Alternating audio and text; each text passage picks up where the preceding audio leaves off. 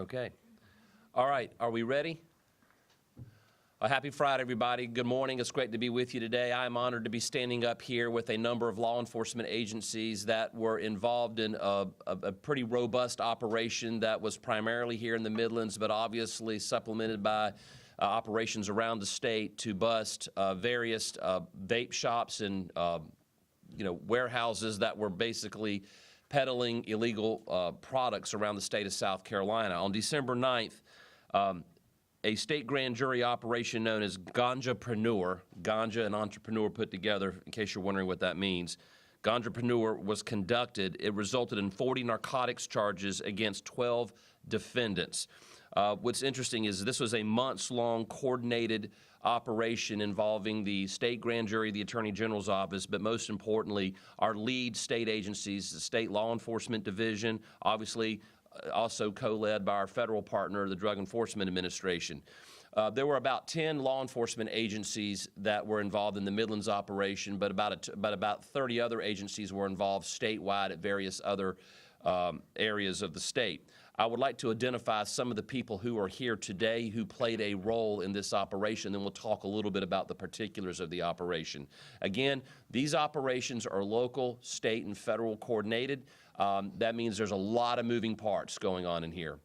So I want to give a special thanks to State Law Enforcement Division Chief Mark Keel, who is my right hand in law enforcement. I hope he feels the same about me, but without him and the folks at SLED, we couldn't do our jobs, and I want to thank him, and you'll be hearing from him literally in just a moment. I want to thank DEA Assistant Special Agent in Charge Michael Tooley, who you will also hear from. Obviously, within our own state grand jury division, we have a lot of men and women, support staff and attorneys working, but principally our two primary folks on this case were Creighton Waters and Jennifer McKellar, along with their support staff. Homeland Security Investigations is another ally and partner of ours. We had the Union County Sheriff's Department. I know Sheriff Jeff Bailey was helpful. Max Dorsey, Chester County Sheriff's Office. Elgin Police Sergeant Aaron Threat is here today. Surfside Beach Police Chief Bill Mickle. Camden Police Chief Jack Rushing, my dear friend from over many years. Columbia Police Chief Skip Holbrook. Berkeley County Sheriff's Office Captain Christopher Dirks. Aiken County Sheriff's Office Major Jason Griffin. North Charleston Police Department Chief Al Kakler, excuse me if I mispronounced that. Myrtle Beach Police Assistant Chief Chris Smith and Lieutenant Ryan Mendala. Spartanburg County Sheriff's Office Captain Philip Wilkie and Lieutenant Joe Ferris, and Tuckapee Police Major James Patterson. Again, Lexington, Richland, our National Guard partners, the Columbia PD, the airport, the FBI, HSI, even East Baton Rouge District Attorney's Office was involved. This is a multi-layered operation that was conducted this past week on December the 9th.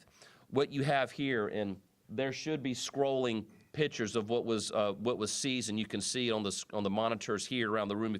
And there should be copies of these products that have been provided to you. That were things that were seized as part of this operation.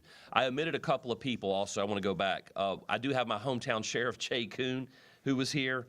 Jay is standing up here. We also have Solicitor Kevin Brackett, someone I work very closely with. And then, of course, Representative Chris Wooten, who has been a major leader in the legislature on trying to pass laws that address this very issue. On December 9th, I told you we had 40 narcotics charges against 12 defendants. This operation involved the serving of search warrants on 6 residences, 6 warehouses, 2 storage units, 1 vape shop, principally here in Richland and Lexington County. We seized about 8 U-Hauls, which is the 26-foot long U-Hauls, 8 U-Hauls worth of product totaling about 30,000 pounds. This is marijuana, pre-rolled marijuana, cigarettes, vapes, oils, dabs, serps, things of that nature. These products, these raids, these operations were not conducted and targeted against retail stores who were unknowingly and unwittingly selling something that they did not know was illegal. This operation targeted basically drug trafficking operations that were selling products that had been marketed with the express purpose of giving people the perception that these products are not only safe, but they are approved by the DEA. In fact, I think some of the packaging even says DEA approved. to my knowledge, the DEA is not in the business of approving weed. So these things are actually stamped on the packaging. You can look at some of the packages. You got Obi-Wan Kenobi, you got Stonios, you got these they look like Skittles, they look like Oreos, they look like gummy bears. These things are marketed with the specific intention of marketing to minors. There are dozens of vape shops around Fort Jackson and other military installations. They're marketing towards soldiers. I mean, there's a national security component to this. So this is a very robust operation. These people were knowingly selling something that they knew was illegal here in South Carolina with the intent of profiting from it, and they were targeting minor children. I want to say again how incredibly grateful I am to the people who were able to show up here today and the many, many more who are around the state of South Carolina who are not with us here today. But this is not just about weed. This is about protecting our children because this stuff is intentionally being marketed to children around South Carolina. In fact, you can see the DEA approved packaging right up there on the screen. This is what they do. The bad guys are basically, they've gone from actually selling bricks of marijuana to basically selling products that have been designed to cover up the fact that you're basically buying straight up marijuana. And it's being marketed to children. So with that being said, I want to offer an opportunity to Chief Keel to come up here and address what his agency did in this operation. And I want to thank Chief Keel again for his long ongoing partnership. Thank you, General. I first want to second what the General said with regards to our law enforcement partners. None of what we do is ever successful without the help of our law enforcement partners. And we are very fortunate here in South Carolina that we have great relationships. We get together and we get things done, and that's what's happened in this case. I also want to thank the media for being here this morning to cover this important matter. I want to thank all the SLED agents and personnel, all the federal agents, deputies, local police officers who have worked for months to make this case. On Tuesday, December 9th, as the General has said, federal, state, and local law enforcement served 13 search warrants here in Richland, Lexington County, 6 on residents, 6 in warehouses. We arrested 12 of the 14 targets in this investigation, and of those 14 targets, 12 were foreign nationals. Simultaneously, law enforcement officers and our law enforcement partners around the state served additional search warrants and arrest warrants. All of these warrants were related to illegal distribution and trafficking of marijuana and THC products into and around South Carolina. I've been sounding the alarm about the dangers of marijuana and THC products since South Carolina first introduced legislation back in 2014. And as I have stated many times, we don't know the unintended consequences of passage of legislation such as that. I've also stated many times that those who traffic this drug don't care about the people that they're trying to traffic it to. They don't care who it's sold to. They don't care about the quality of the product. And they don't care about the impact of THC products on our citizens, and especially our most vulnerable, our children. They only care about one thing, and that's money. And I'm going to say it again. That's the only thing they care about is money. Money that is laundered overseas to further additional criminal enterprises. This is not only a threat to our citizens, but is also a homeland security threat as well. Across South Carolina, these THC products have been illegally trafficked into this state and through a complex distribution scheme distributed to vape shops and convenience stores to be sold to anyone who wants them. They are regularly marketed directly to our kids with tragic results. No one knows what's in these products. They're unregulated, they're untested, they're illicit, and they're THC products.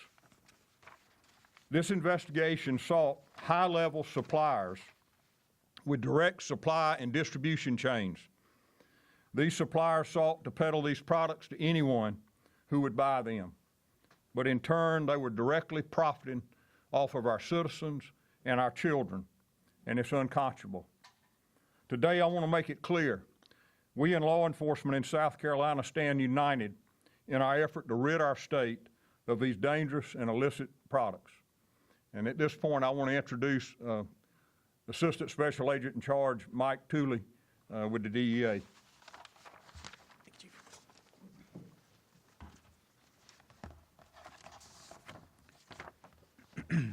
Morning. Thank you all for being here today. My name is Michael Tooley, and I'm Assistant Special Agent in Charge with the United States Drug Enforcement Administration. I want to begin today by thanking Attorney General Wilson and his office for putting this press conference together and bringing you all here to hear about this important topic, but also for his office's support of this investigation with Jen McKellar and Creighton Waters. I would also like to thank Chief Keel and the South Carolina Law Enforcement Division for their close collaboration, as this investigation would not have been possible without their continued support and their partnership. Staying with us today on this stage are chiefs and sheriffs from across the state who have been on the front lines listening to concerned parents, educators, and community groups about the dangers of unregulated THC and synthetic products that are being sold and marketed as illegal products in gas stations and vape shops across the state and across the country. Each person up here can tell their own story of someone in their jurisdiction who has fallen victim to the dangers of these products and this poison that is plaguing our system and our society. We are all here today as a unified front to stand up to our most vulnerable and valuable asset, which is our children. We're here to try to educate the parents and the community on the dangers of these illegal and unregulated products, but to also send a very clear message to anyone selling, facilitating, or making money off of these products that what you're doing is a crime, and we will utilize every resource available to us to bring you to justice. DEA remains committed to enforcing federal drug statutes, to include the illegal distribution of unregulated synthetic substances that the federal government has deemed as drugs and chemicals of concern. This is a whole-of-government approach to a very dangerous situation that is negatively impacting the health of Americans, especially teenagers, college-age students, and members of the United States military. Illicit marijuana continues to be the most commonly used illicit drug in the United States. And since marijuana potency studies started in 1995, potency has increased from approximately 4% to 16% in 2022. THC levels of many of the products sold throughout the state of South Carolina, such as dabs or edibles, are oftentimes much higher, reaching potency levels as high as 90%, thus further putting our children at greater risks of accidental poisonings due to the attractive and misleading packaging of these products. The Department of Justice has found that Chinese companies are making billions of dollars by pushing these dangerous chemicals into our communities, preying on our youth and corrupting the minds of hardworking Americans. Nationally, DEA has seen members of Chinese and Asian transnational organized crime groups controlling the illicit marijuana market across the United States. Many of those products shipped across the United States and into the state of South Carolina.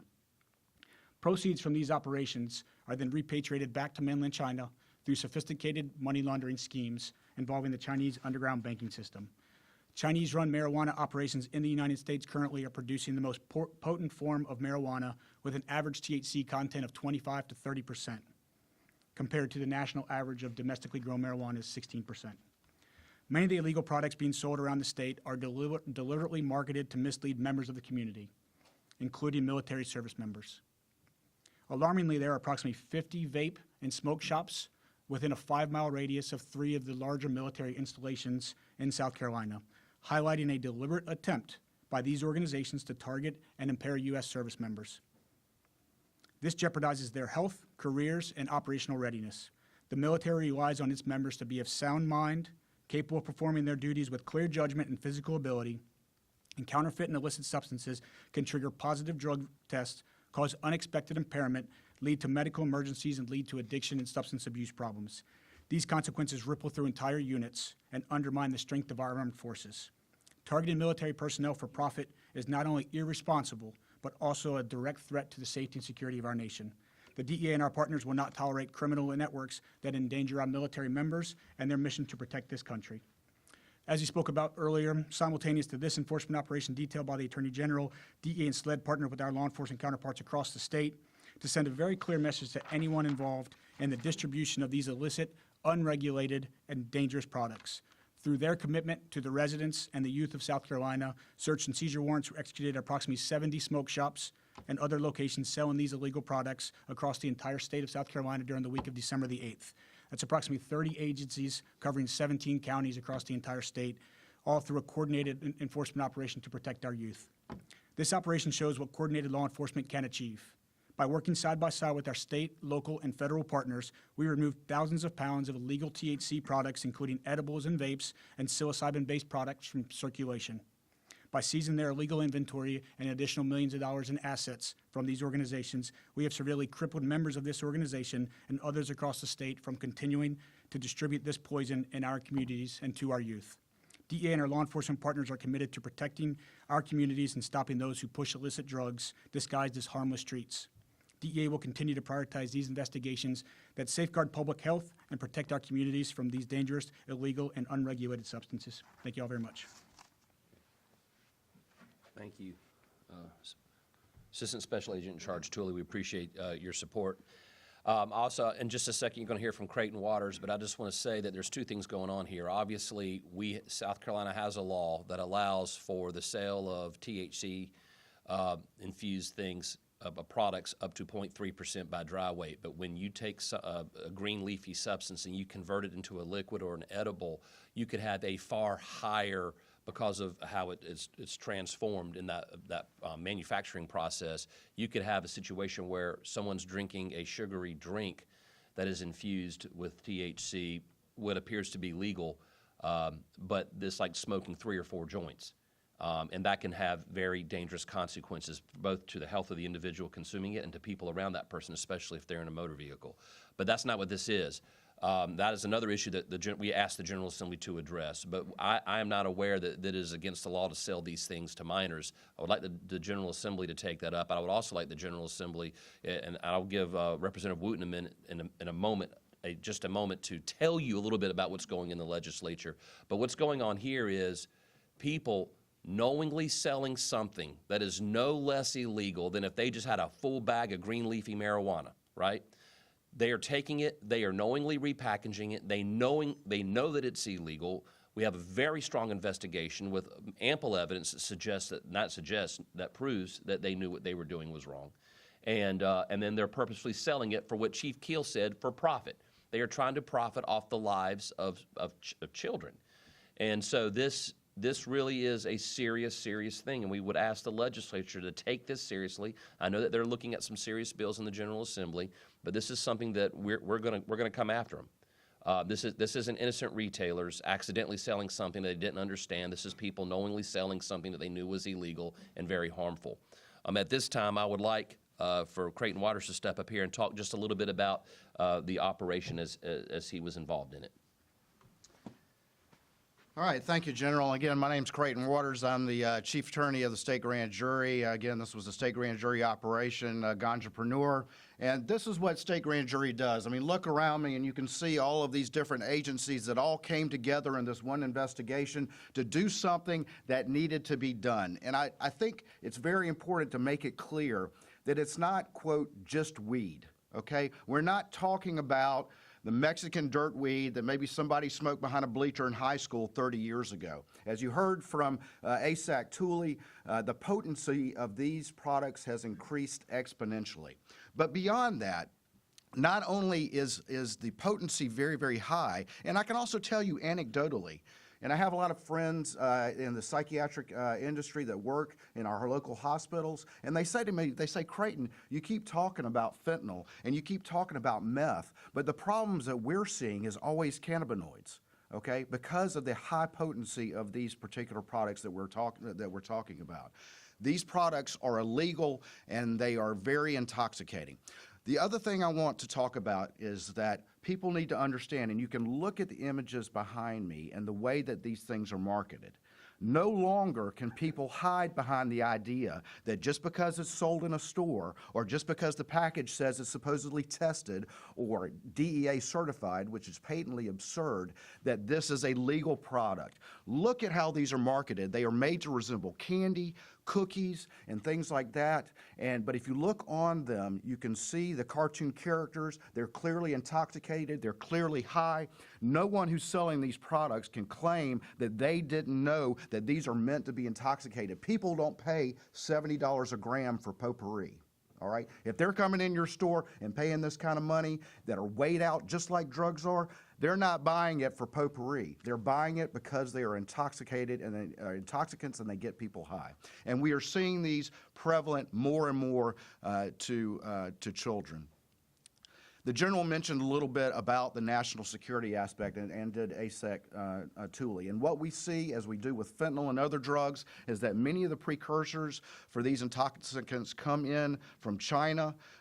The administration has currently identified the cartels as a foreign terrorist organization.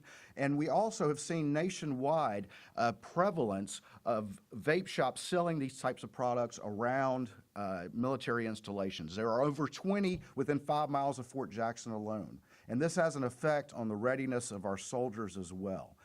Ultimately, we seized, in this particular case in the Midlands alone, I want to say this again, 30,000 pounds of product, whether just straight up weed, marijuana, whether pre-rolled cigarettes, whether it was edibles, whether it was dabs, whether it was oils, whether it was syrups.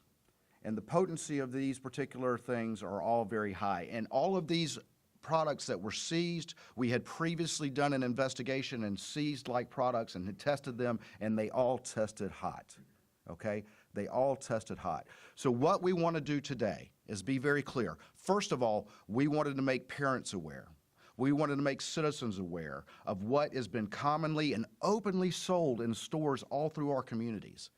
It used to be that the master shops were everywhere, and now it's the vape shops. They're everywhere. And parents need to know what these products are, and that not only are they illegal, but they're very intoxicating. Okay, we needed to send that message. We needed to advise people and make people aware that no matter what the package says, if you buy these products and use them, not only are they illegal, but you will test hot. You will test hot for THC. We need to make the store owners aware that no longer can they hide behind what the package says, that if you sell these products, they are illegal. And if you sell them to minors, that is particularly something that we are going to go after.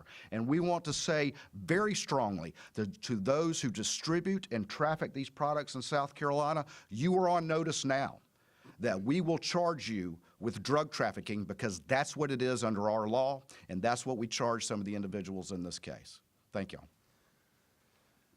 So you've heard from some of our leadership at the state and federal level. Again, I want to thank, we had a couple sheriffs, elected sheriffs that are here, Max and Jay. You got our solicitor Brackett. Thank you for being here. But also we have partners in the General Assembly, and I just briefly wanted to give Representative Wooten, who's been a leader on this, former law enforcement officer himself, and I know there's some bills and things going on in the General Assembly. I was going to give you just a moment to address that and talk about that real quick. Sure. Thank you, Jim. Thank you all, and I'll say first and foremost that if you look around this stage and you see all the people that are here, it starts at the Attorney General's office, because I've been around this game for a long time. I was a trooper back in the 90s, and I've not seen an Attorney General be as strong against this and against protecting our families as Alan Wilson has been. So not just kudos off to him and his agency and his folks that make all this possible. Second thing is, in the General Assembly, just last year, I introduced a bill that dealt with, currently, if you have a 16, 15, 14-year-old daughter or son, they can go into a convenience store and they can buy a beverage or a consumable that can access or have the amount of THC in it that would have 4, 5, 6 joints in that. Obviously, it processes differently. That kid gets in a car an hour later, now is finally feeling the effects, ends up killing themselves or someone else, and we have nowhere to turn back that clock to say, hey, we were never told about this. There was no age restrictions.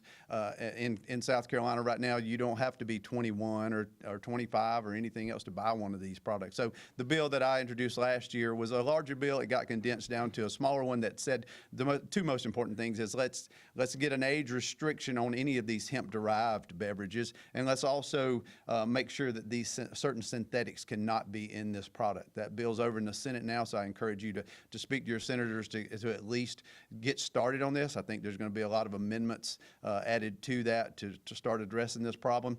But the main thing I want to say in this operation is what we get in the legislature a lot of times is the fact of, well, we're hurting the mom and pop businesses, right? So, but if you see the people that got arrested or the people that got hurt during this, it's not your mom and pop that's doing things right. The people that are getting arrested are the people that are doing it. And I just encourage people to not let the folks that are selling this play on the heartstrings or create the false narrative of we are hurting small businesses, the mom and pop vape shops. If they're selling these things, you don't hear us having a problem with putting out the mom and pop crack dealer on the side of the road. So I don't think we should have a problem putting out anybody or arresting and holding accountable the people that are doing this thing the wrong way. So with that being said, you're going to see a lot of stuff in the legislature this year with whether it comes to licensing and taxing and regulations. You're going to hear a lot of those talks, but we don't make laws for people that are doing it right. We make laws for people to hold them accountable. And once again, General, thank you for leading the charge on this along with your folks. I got a lot of people up here leading. You do? Do you have the bill number? If you don't have the top Not off the top of my head. 3924. H 3924 is the bill number, H 3924. If you want to write that down and go check it out, follow that. We would encourage y'all to report on it because it's important, and there's a lot of other issues we'll take up. Okay, we're going to conclude this. I want to conclude this, and then we'll go to questions if you have any. To people out there who are knowingly selling something that you believe is illegal, that you know to be illegal, we are coming for you. You heard it said earlier, we are coming for you. To the parents out there, just because you have something in a fluorescent rainbow packaging with a cartoon character on it, and it looks and sounds like it's, you know, a child edible or a child beverage, does not mean that it is. These things can be deadly. They can be harmful. It can ruin people's lives because you will pop hot as if you smoke 2, 3, 4, 5 marijuana cigarettes. So this is real. This is very real. We are coming for you. You know, enough is enough. And we want to thank everyone for being up here today. None of this would have happened if it hadn't been for the men and women, boots on the ground, in multiple jurisdictions across the whole state of South Carolina, working together for the common good. And I want to, again, thank everyone for being here today. And to our friends in the media, your role is to tell the story, to educate people, because all the work that we're doing is no good if people don't know about it. So we appreciate you being here today, and we're happy to answer any questions that you might have. Mary Green, the first one out the gate. Well, because you mentioned the legislation, so dovetailing off that, obviously, as has been mentioned many times, these products are blatantly illegal. Representative Wooten, your bill concerns products that are legal but don't have any regulation right now for whoever wants to take this. Could you explain how, even indirectly, how passing that legislation could still help y'all crack down on these bad actors who are already acting illegally? I'll take the first stab at it, and if anyone wants to supplement me, feel free to do so. I talked about that earlier. You know, there's two kinds of things. We're talking about things that are actually illegal on their, I mean, not just, and they're facially illegal. And then there are products that there's a law that's been passed that there are things that are legal up to 0.3% THC by dry weight in whatever consumable product it is. There's a manufacturing process that when you when you think about 0.3% by dry weight, okay, when something is green and leafy and through the manufacturing process it gets infused into a sugary drink that's 12 or 16 or 24 ounces, or it's a bag of candy, right? All of a sudden you're consuming a lot more THC because it's synthetic. So you're consuming a lot more than you would as if you were, the dosage and duration are not controllable, and you could be consuming a lot more. So when you convert from a dry weight percentage to something else, that is where the law, there's a gap in the law, and that is being exploited by some, and others are unknowingly and unwittingly, you know, selling things that could have a higher than legal amount allowed. I don't know if anyone else wants to take a stab at it. General, I'll just add one thing. I think that what we need right now, and that dry weight problem has existed because when the law was passed, they were only thinking about green plant material. And so it's Delta 9 only. Delta 8's illegal. Want to remind everybody of that. Delta 8 is illegal, but it's 0.3% Delta 9 by dry weight. So what happens is, particularly in these drinks, and I want to say this, I'm going to say this out right now, is that we had to leave a lot of the drinks behind, even though they have 3 or 4 joints of high-grav THC in them. And that's because the industry realized that they could formulate these drinks with enough sugars and salts so that when we dry it out and test it, even though it's very, very intoxicating, it still tests underneath that limit. And the problem with that is, the big problem with that is that when people smoke marijuana, it's almost an instantaneous effect, and they smoke till they get high and they stop. But when you drink one of those beverages, the effects are not instantaneous, okay? And all of a sudden, you've consumed 3 or 4 joints. And then it hits 30 or 40 minutes later, and you're there for the ride, okay? And that's where we're seeing a lot of the intoxicating effects that then lead to severe intoxicating effects, that lead to DUI issues, that lead to trips to psychiatric wards. This dry weight problem that's been exploited by the industry has been fixed in recent federal legislation. However, it has a sunset provision that's not going to apply until November of 26. So we need strong legislation from the state legislature now. And the first thing I think we need to do is to criminalize and have stringent, strict penalties for the sale of any of these products to minors. And at least that would be a solid first step to make it to the sunset provision. And again, ultimately, there is a lot of legislative work, both on the federal and state level, that needs to be done to stop this from being the Wild West that it is. But that's what it's been here in South Carolina, is the Wild West. Those days are over. General, real quick. Yeah. Just if you don't mind. No, please, Chris.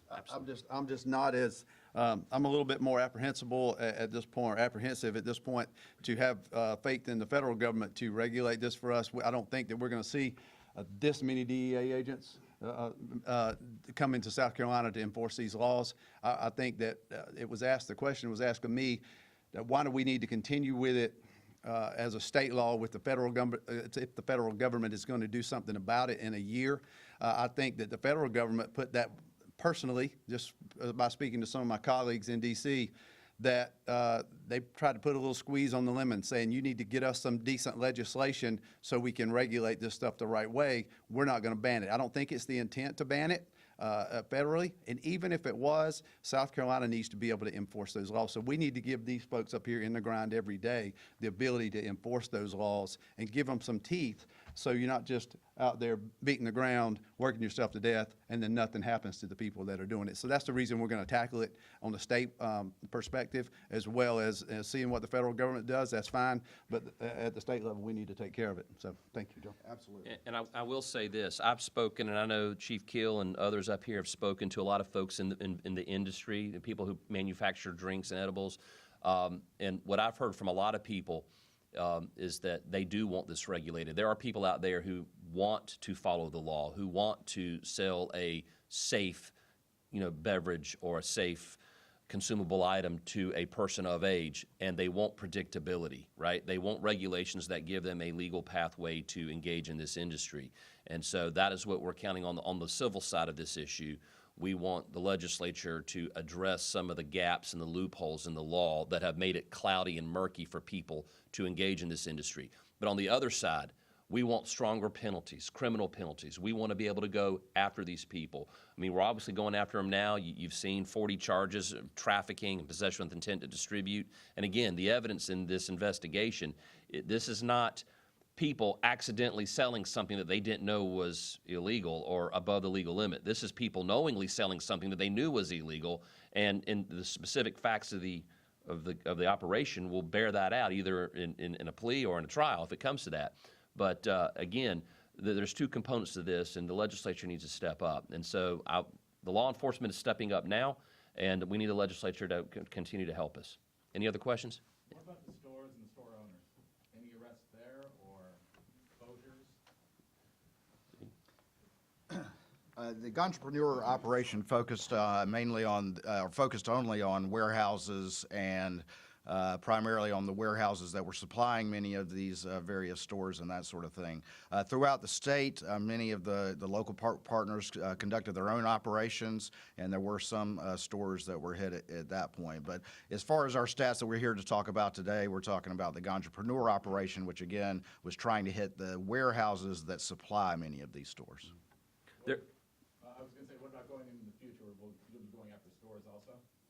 we're going after people who are knowingly violating the law. I've got a couple of questions. How much cash was seized in the Midlands yesterday? What are your initial counts? 2 million? 2 million in cash? Well, $2 million in assets. How about cash? I am told by the DEA that's pending official count. And Creighton, what is your definition of hot? I haven't seen that in any legal.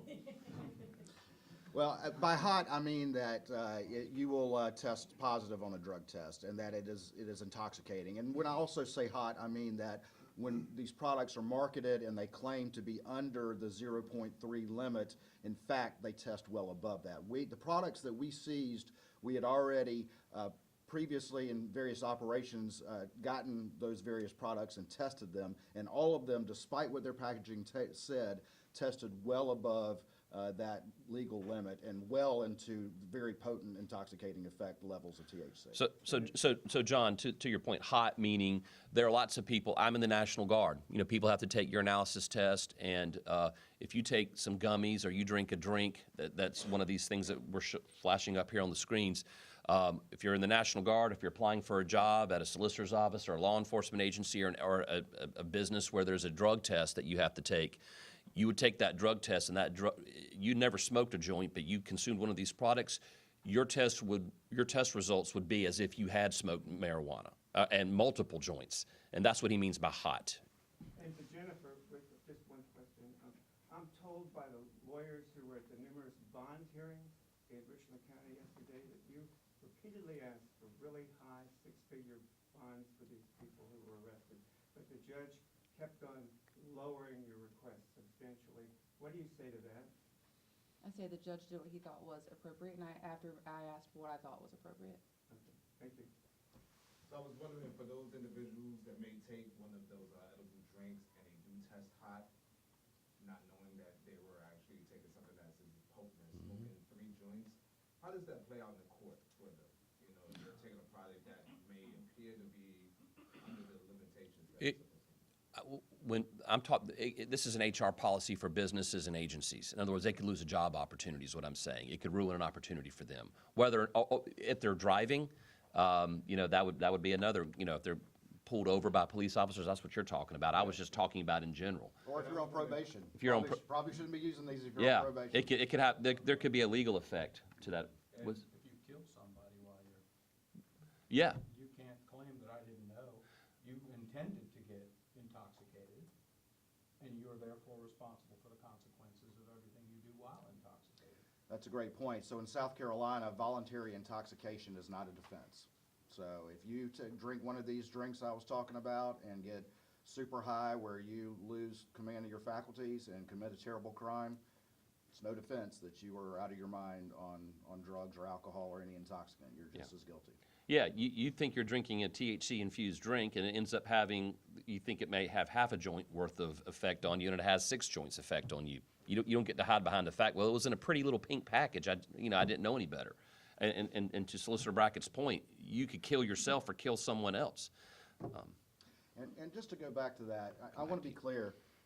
Look at these images, okay? And so when people try to claim, the people that are selling these try to claim, oh, I had no idea that this was illegal. Look at how these things are marketed. There's the warehouse right there, but when you see those cartoon characters with red eyes and a joint hanging out and a big marijuana leaf and the fruity, flavors and all of that intended to market, no one can, and with common sense, can look at these and the way they're marketed, the prices that they command, and the customers that are coming in to buy them and claim that they don't understand the purpose of these is to intoxicate and that they're illegal. There's the example Creighton was There you go, talking right about right up there. Yeah, Obi-Wan Kenobi. yeah. A cartoon Obi-Wan Kenobi. As an old Star Wars fan, that one kind of Not Alec Guinness Obi-Wan Kenobi, the cartoon, right? That's the second. Yeah. Question for the Attorney General. There were media reports yesterday indicating that President Trump is interested in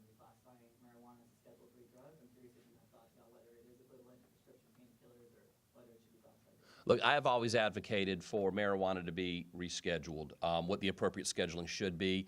I'm willing to have that conversation, but people are talking about legalizing it for medical or recreational purposes, but it's currently a Schedule 1. If you look under the regulations for Schedule 1, it says it's highly addictive and it has no medically recognized application.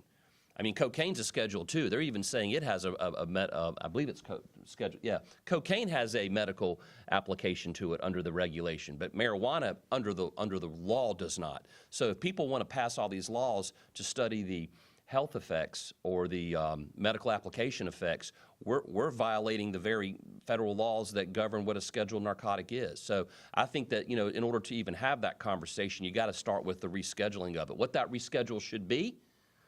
I'm open to that conversation, but it should be rescheduled if you're going to even have the conversation. The law is what the law is, and there's no doubt that there needs to be a lot of attention, as Representative Wooten has said, paid to this issue. But this is the wild, wild west, and that is an untenable thing, and that's why these officers up here are doing what we needed to do and stop these things from being openly sold in the stores. Yeah, so you mentioned investigations statewide. Can you briefly talk about kind of the other biggest ones besides like Richland and Lexington counties, just where maybe other big storage units were or other products were seized from? Well, so the operation that was coordinated by the Attorney General's Office State Grand Jury Division in working with SLED and the DEA, that was Midlands-based, okay? There was a lot of other agencies represented up here who, in coordination with that central operation on the warehouses that Creighton talked about, they conducted their independent operations on retail stores around the state of South Carolina. I would defer to those agencies, and I'm sure you can talk to them offline. Obviously, we're limited in what we can say. One thing I did not say, and I would like to be able to put this on the record, that everyone who has been charged in this case, they are all presumed innocent until and unless they're proved guilty in a court of law. So we do want to give them that presumption of innocence, but again, we're very confident at the robust nature of these investigations and what they've revealed, and we're going to continue our aggressive efforts in this area. We'll take one more question and then... We've been told that people were from Pakistan and India who were arrested largely. Is that true? I think Chief Gill said they were foreign nationals. They are foreign nationals, Were they yes. from India and Pakistan? I can't confirm that, but they are foreign nationals. Some of the individuals are naturalized citizens from other countries, and I'll just leave it at that. Okay.